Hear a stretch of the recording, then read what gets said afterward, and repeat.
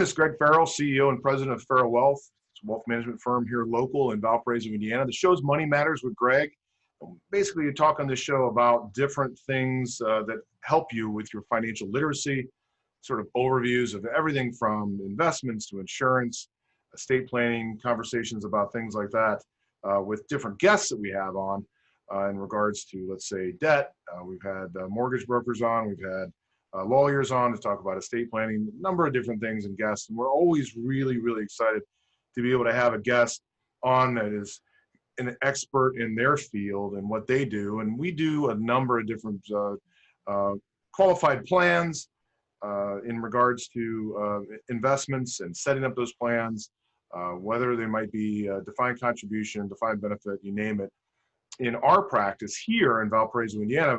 But it's also really nice being able to run into some of the advisors that we have out there, especially affiliated with LPL and our broker dealer and Lauren Brandrup. It's been having a nice little episode. We've been doing 2 or 3 different episodes here on the Fiduciary series to talk about your overall health of a plan and whether you're a fiduciary or whether it might, whatever it might be as far as defined contributions. We have Lauren on today again. He's from Next Level Planning and Wealth Management in Brookfield, Wisconsin.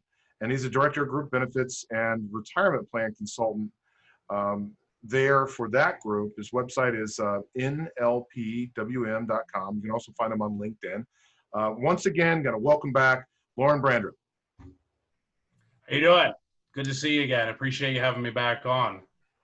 Good to have you back on. I appreciate it. Thanks again for the time. Today, we're going to talk again about plan. We've talked about plan design. We talked about being a fiduciary, but really wanted to talk in this final episode here, talking about evaluating plan health. How healthy is your plan? How do you know if your plan is healthy or if it's not, or if it actually has an ailment? That something might need to be fixed, or might be a hole that needs to be plugged, or whatever it might be. But evaluation of that current plan, that plan health, I want to go in with Lauren and we're going to talk about that. The question for you, how do you evaluate your overall 401k plan health? Yeah, great question. I kind of like to relate it to, maybe a business owner that we've been working with on their retirement plan, when looking at your own business, what is your cash flow like? What is your profitability? You have certain measurements that you look at as a business owner to see how your business health is, just like an individual would go in for a checkup with their doctor for maybe some annual labs. I think really it starts with number one, benchmarking. I know we talked pretty in depth last time on our second series of our podcast here on benchmarking, some different areas to look at and what's important. As a reminder, it's a best practice to do that every 3 to 5 years, just to take a look at the costs and the services rendered from each one of your providers. But I think that's ultimately the number one thing to first look at. Once you've gone through that process of benchmarking and you've figured out, okay, my plan is really maybe where it needs to be, the services that we need for our employees and specific to our plan is in place, we have good service providers, great. Well, then take it a step further and evaluate where you're currently at with your overall plan health. I think there's multiple different metrics you can look at for that. A couple being, taking a look at what is your actual participation rate in your plan. Outside of your participation rate in your plan, those that are participating, what is the average contribution rate?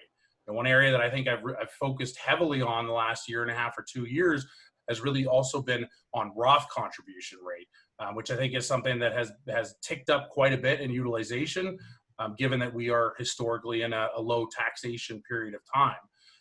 But there's different measurements that I will use a lot of times out there, industry kind of standards, if you will, kind of like an ISO.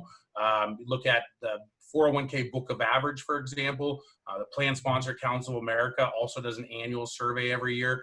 Unfortunately, because of ongoing pandemic, can't attend the Orlando NAPA Summit this year because I always get my free copy. It's a fantastic book that looks at different industries, different plan sizes, for-profit, non-profit. It's a wealth of knowledge that I've used many, many times when looking at current plan health, if you will. And then one of the things too that does, and being able to see kind of the plan health that's out there, how your plan compares, but doesn't it also sort of measure how your match is, maybe how your match is against other similar employers in the industry? Absolutely, yeah, and so what those different publications will do is they will look at again your industry or just employer size. They'll take a look at some of the common employer matches that are out there, what percentage report, and this information is all self-reported by plan sponsors to the Plan Sponsor Council of America. We'll take a look at how many people have adopted a safe harbor contribution versus maybe a non-safe harbor. How many are still offering maybe a straight profit sharing contribution versus an ongoing match.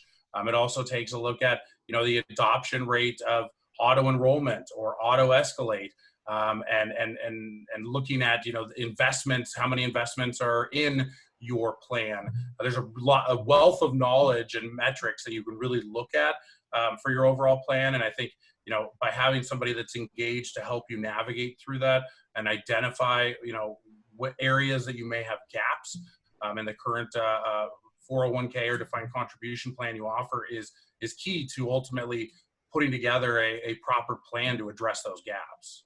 That's great stuff. It's Greg Farrell, CEO and President of Farrell Wealth. The show's Money Matters with Greg. We have Lauren Brander up here on from Next Level Planning Wealth Management in Brookfield, Wisconsin. We're talking about the health of 401k plans and some of the things we see. Some of the things that we're talking about here, that really guide you is to say, well, my plan is healthy, or my plan could be healthier, just like we're all trying to be a little healthier, right? And a little bit better out there.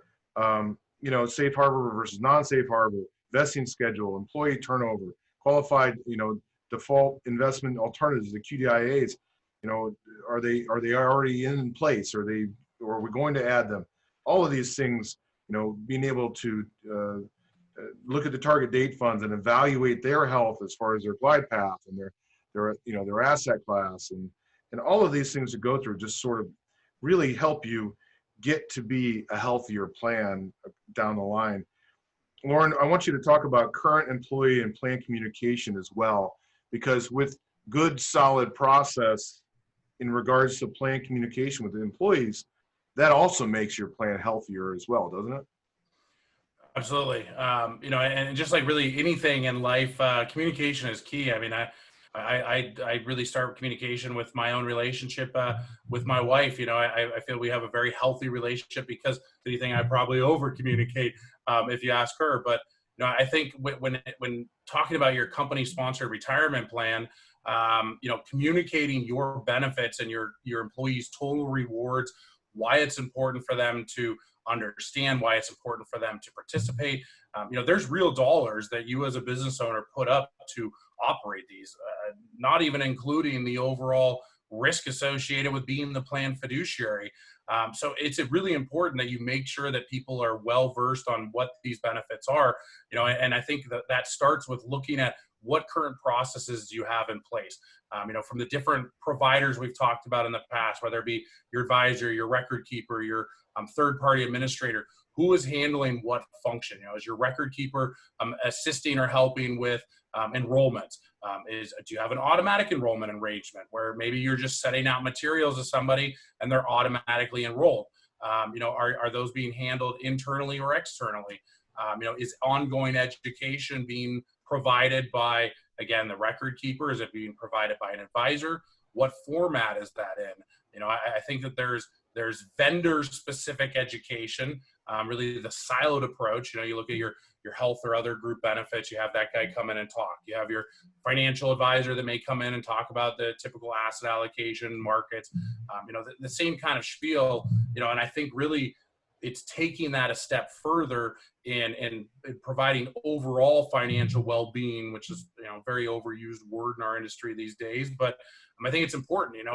We do a really terrible job in this country of providing financial literacy and education to Americans. Really, I mean, we teach them how to be consumers, how to accrue debt, because that is the kind of society we live in, but we don't teach them effective measures to saving and to managing their cash flow.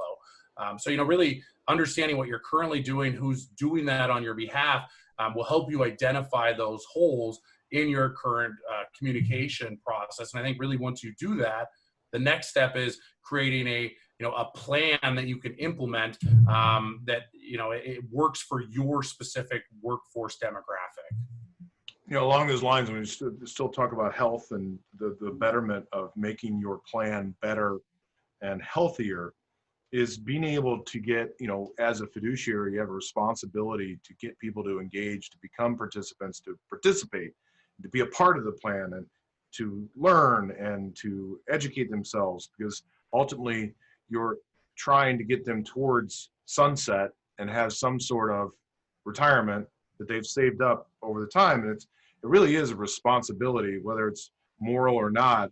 But as a plan sponsor, you really have this responsibility as a fiduciary to educate and to help your participants save more money. Some of the things that you've done maybe in the past in order to be able to engage those participants, can you give some sort of examples as to what those are, and how you've had sort of successes in regards to engaging a participant? Yeah, absolutely. I like to think that there's no one size fits all for how to properly engage a participant and educate them and ultimately motivate them. Realistically, it's really geared towards what your workforce demographic looks like. For example, if you have a mostly blue collar workforce that are hourly employees that might be out on the shop floor, I have found more often than not it is difficult to try and do engaging one-on-one or group setting education, because quite frankly, it means the employer has to take those people all off the line. So really, when I work with plans, whether it be existing or whether it be somebody that is entertaining the thought of hiring us, I try and look at different ways to do that and engage. And I think that's kind of in three different manners. I mean, one, I think it's really important to make sure that you're working internally with the people that currently communicate to your employee base, whether that be an HR person, an administrative person, in some instances, maybe the C-suite. I think identifying, again, those current holes you have will help you find, how to engage. I think engaging new hires is really important. I take pride in, and I've changed kind of our model over the last 2 years, where we used to do a lot of group enrollments. And I found after a short period of time that a lot of times we weren't getting the forms turned in, timely. People weren't completing them. And what I realized very quickly is that I think a lot of it is this ability where people, A, they don't know this stuff. And because of that, the easiest path is to do nothing. And B, because they're not comfortable talking about their own personal finances.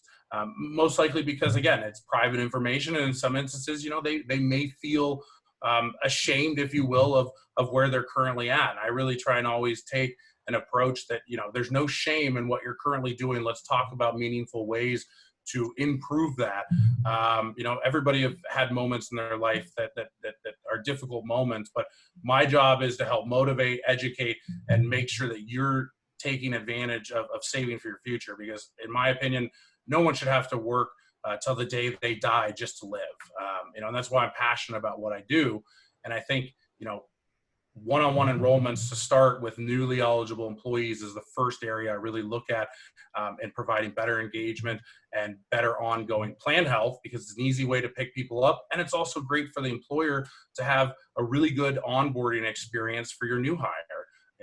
If I were a new employee and I was hired and I had somebody reach out to me one-on-one, personally walk through this process, set everything up for me, talk through how the investments work, set my beneficiary up, help me set up goal tracking tools, yeah, I'd be pretty impressed. And it's all about the education as well. And that's what I want you to talk to here in a second. There's multiple different education softwares and programs and things that we use in the industry that help participants become healthier and become more aware, more financially healthy. Some of the programs you use in your practice are Help You Thrive and Retire You. Can you speak to some of those sort of this topical education things that are catered towards the education of a participant? Yeah, absolutely. So, at Next Level Planning Wealth Management, really one of our cornerstones and belief is, we want to educate and motivate. That's one of our primary goals. We've delivered financial wellness and education before it really became a hot topic for the better part of the last decade. And it's done typically in a topical format that is meant to educate people on their overall finances. We also have the ability at employers' discretion to kind of integrate some of their current benefits to help better educate their employees on those, specifically around open enrollment, so that they're taking advantage of them. I.e., if your company offers you some kind of legal program and we're giving a topical on estate planning and things that you need to understand, for a will or what a power of attorney or health power of attorney directive is.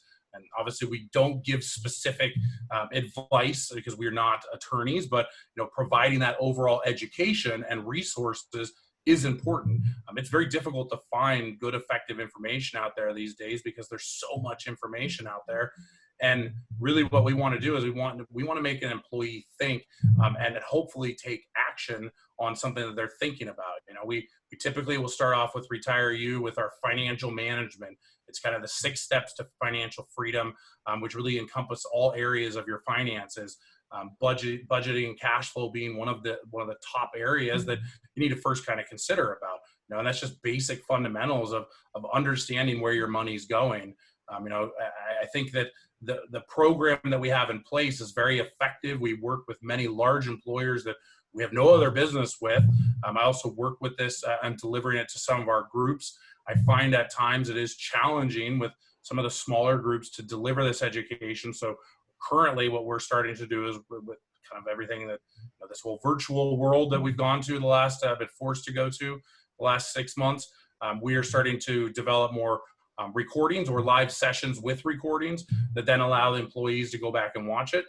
We ask employees at the end of each session, usually 40 to 45-minute session, all education. There's zero product talk in it. Essentially, we try and give them tools and we ask them to evaluate us, what we presented, the information that was put forth to them, whether or not they felt it was effective, and whether or not they plan to take action on that in the next 6 months. We then also allow them to vote on other topics that they're interested in, whether it's learning more about retiree healthcare, I'm learning more about Social Security or income strategies down the road.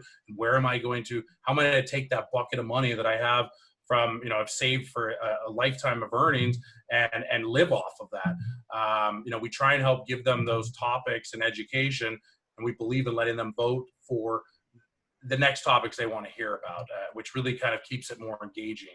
We then take all of that feedback, roll it up into a presentation, and send it back out to the company or HR team and let them know, here's what your employees responded to. Here's what they thought. Here's how they felt the information, correlated to them, and if it was impactful. And the best part of these programs, we don't charge for them. We believe in providing the education at no cost. We'll provide all the materials, we provide all of the guidance, and at the end, we offer to anyone that sits through one of these presentations complimentary financial planning, because quite frankly, our job is, again, to motivate, educate, and to hopefully impact people in a positive manner, and fill some of the gap that unfortunately we as Americans do a poor job at educating on. You're listening to Lauren Brandrup. He is Next Level Planning and Wealth Management out of Brookfield, Wisconsin. He's a director of group benefits and retirement plan consulting, as a retirement plan consultant for them. And, it's basically the show today about evaluating your plan health in the 401k side. Whether you're watching on YouTube or on a YouTube channel at Farrell Wealth, or whether you're listening on Money Matters with Greg on the podcast, either through Apple or Spotify or wherever you get your podcast. Just want to thank Lauren today for being on and just talking about the health of your 401k plan in regards to some of the things you can do as a plan sponsor to make your plan a little healthier, as we're all trying to be healthy and healthier in our everyday lives, trying to take care of ourselves all a little bit better, especially in these COVID days. Lauren, is there anything you just want to leave everyone with, sort of a parting note? Yeah, I think the biggest piece of advice I can give to somebody right now at this moment in time that's operating their retirement plan, whether it be the name Fiduciary, an HR person, or somebody that's maybe a CFO or a CEO or president of a company or even business owner, is work with your plan advisor. Look to them as the quarterback of your team. You've assembled a team to help you operate these things. I take a very hands-on approach in how I work with our clients, and I believe it is my duty not only, again, to make sure that we have good processes in place for those people running the plan, but also that we have good education campaigns in place for those participants of the plan. And again, that can be done in many different areas. I've really pivoted in many directions on how to go about delivering that, even ghostwriting memos to try and engage non-participating employees, or in some cases, record keepers will record onboarding videos. So work with your plan advisor, have them help you identify gaps currently in your plan, and then put together a meaningful action plan that you can implement over the next year to then take a look and see, how did this work? Did it improve our health? Ultimately, it's all for the best interests of plan participants and their beneficiaries.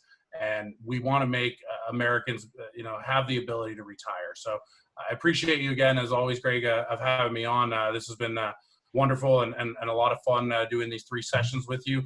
Hopefully I have the opportunity to do some in the future with you as well. Well, we appreciate having you on. Thanks so much. It's really been a pleasure getting to know you, and hopefully our audience and everyone out there has been able to really get to know you a little bit better as far as, just as not only as an advisor, but as a person. You can find him on LinkedIn. You can find him on his website, nlpwm.com. He's Lauren Brandrup, and he is a Director of Group Benefits and Retirement Plan Consultant, and he knows what he's talking about. I want to thank you again, Lauren. I really appreciate it. And to everyone out there, stay healthy. Have a healthy and profitable week and a month, and stay healthy and safe out there. And we hope this was some sort of value to you and yours in regards to this Fiduciary series that is the final one here of our third of a total of 3. Hope you've enjoyed it. You can find them on our YouTube channel and certainly any of the podcasts I mentioned before. Thanks again to everyone for listening and watching, and hope you have a healthy and profitable week. We'll see you.